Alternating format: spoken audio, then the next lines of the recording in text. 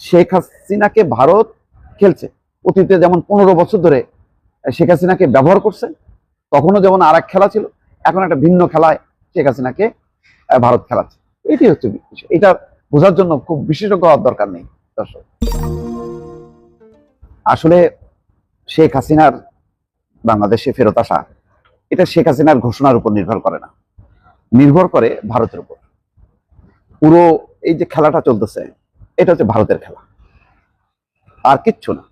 আমি এর আগেও, আমার যদি ভিডিও আপনারা এর আগে দেখে থাকেন, দেখবেন তখন আমি বলেছি শেখ হাসিনা হচ্ছে একটা উইপন, যেমন পুশিন একটা উইপন। তারপরে মনে করেন হঠাৎ করে এই পণ্য রপ্তানি বন্ধ করে দিল, যেটা বাংলাদেশের প্রয়োজন। পেঁয়াজ দরকার, না পেঁয়াজ দেবে না। চাল দরকার, চাল দেবে না। বাংলাদেশের দরকার হচ্ছে তাদের স্থলপথ দিয়ে ব্যবসায়ীরা যে রপ্তানি করবে, না, সেটা বন্ধ। এগুলি হলো চাপ প্রয়োগের কৌশল। কৌশল হচ্ছে এই যে ভারত এখনো ঘোরের মধ্যে আছে। তারা চায় যে আগের ফরম্যাটে বাংলাদেশ যাতে নমনীয় থাকে, এবং ভারত যাতে বলতে পারে না, বাংলাদেশ আমাকে ছাড়া চলে না, এবং আমার প্রতি অনুগত। সে চীনের প্রতি না, আমার প্রতি। এবং দেখেন ঝামেলাটা কখন শুরু হলো এবং এই ঘোষণাটা কখন আসলো। যখন প্রধানমন্ত্রী চীন সফর করলো, তার পরপর দুইটা ঘটনা ঘটছে। খেয়াল করেন, একটা হচ্ছে পুশিন তৎপরতা বেড়ে গেছে। এখন কি আছে? টুকটাক একটা দুইটা পুশিন আছে, কিন্তু পুশিনের তৎপরতা তখন বেড়ে গেল যে বাংলাদেশকে অস্থির করার জন্য। বাংলাদেশ ঠান্ডা মাথায় সেটা হ্যান্ডেল করছে। তারপরে কি হলো? তারপরে হঠাৎ করে হাসিনা রয়টার্সকে সাক্ষাৎকার দিয়ে বলল যে সে ডিসেম্বরের মধ্যে ফিরবে। তাদের নেতাদের উপর জেল জুলুম হচ্ছে, মুলুম হচ্ছে, কিচ্ছু না। যদি সেই ধরনের আওয়াজ হতো, তাহলে তো তিনি যাইতেন না, অথবা তখনই ঘোষণা করতেন যে আমি 2 মাসের মধ্যে আসতেছি। কারণ তখন আসলেও যা, এখন আসলেও তাই। বিচারের হাত থেকে তো রেহাই নেই, তাই তো? তাহলে তখন বরং আওয়ামী লীগের নেতা কর্মীদের ঘর বাড়ি জ্বালানো হয়েছে, পোড়ানো হয়েছে, সত্য। এখন তো নর্মাল। এখন হয়তো মানে যদি কোনো তৎপরতা তারা করে, তাহলে অ্যারেস্ট করে, কিন্তু খুঁজে খুঁজে ধরপাকড় করে না। আর সবচেয়ে বড় কথা হলো, এখন আওয়ামী লীগ, যুবলীগ, ছাত্রলীগ, তারা তো তাদের নিজেদের পরিচয় নেই। তারা এখন ভিন্ন পরিচয়। তারা এমনি এখন ব্যবসায়ী, কেউ নানা পেশার মধ্যে চলে গেছে। কেউ বলে না যে আওয়ামী লীগ, এইটা বলার সাহস কারণ নাই। তাহলে হঠাৎ করে এরকম সময় এটা বলার অস্থিরতা হলো এই যে আওয়ামী লীগ, ভারত এটা খেলছে। যেমন শামা ওবায়েদ গতকালকে বলছেন যে শেখ হাসিনাকে ফেরাতে ভারতের সদিচ্ছা প্রয়োজন। আসলে ভারতেরই সদিচ্ছা প্রয়োজন।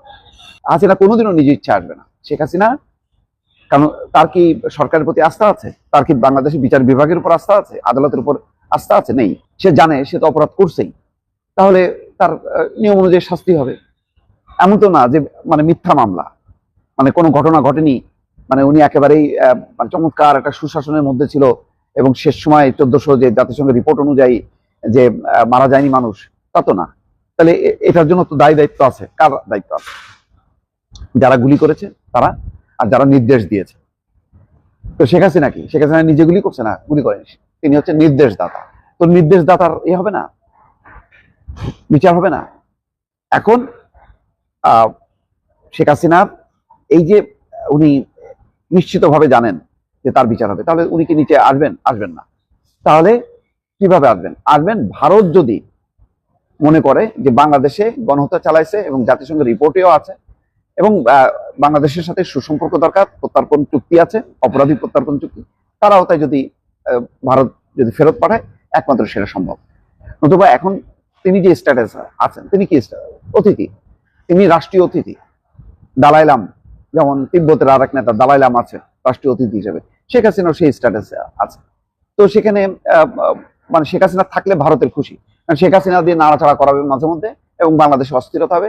বাংলাদেশ মনে করবে না, ভারতের সাথে আমার সুসম্পর্ক দরকার, নাইলে আমার তো খবর আছে, আমার তো একটা অস্থিরতা তৈরি হবে, এবং অস্থিরতা তো তৈরি হয়েছে, এটা সত্য। তাহলে বিষয়টা হচ্ছে শেখ হাসিনা নিজের না, নিজে ফিরে আসতে চাচ্ছে তা না। শেখ হাসিনাকে ভারত খেলছে। অতীতে যেমন 15 বছর ধরে শেখ হাসিনাকে ব্যবহার করছে, তখনও যেমন আর এক খেলা ছিল, এখন একটা ভিন্ন খেলায় শেখ হাসিনাকে ভারত খেলাচ্ছে। এটি হচ্ছে বিষয়। এটা বোঝার জন্য খুব বিশেষজ্ঞ হওয়ার দরকার নেই দর্শক।